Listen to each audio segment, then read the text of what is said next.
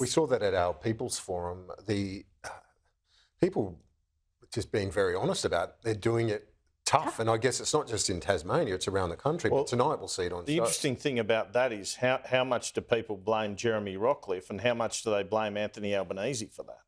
Tasmanians are very clear that their crisis in housing, homelessness, the health system, ramping of ambulances, cost of living, cost of electricity is squarely with Jeremy Rockcliffe. That's reality.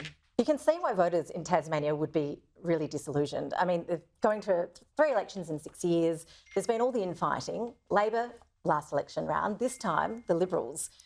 We've seen the defections. We've seen 4 cabinet ministers resign the last term.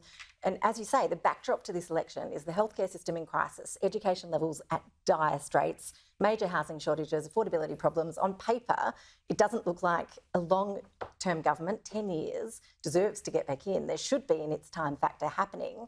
The question for Rebecca White is, why isn't she cutting through? Why hasn't she been able to really capitalise on what should be an its time factor that doesn't seem to be there as heavily in this election? Because she seems to be performing well. The debates she's done well, on the campaign trail, I think she's been quite impressive, but that's not translating in the polls.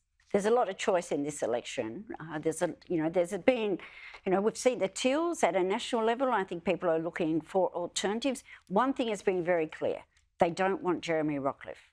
But if you end up with 14 seats for the Liberals and 8 or 9 for Labor, he's clearly in the box seat for forming government, isn't he? Well, let's see what the night brings. I think it's a bit early to make that judgment, but that's something that obviously we'll see roll out during the evening. Even if he gets 14 seats, it's not majority, and I say that he's most likely going to lose 2 of his sitting members.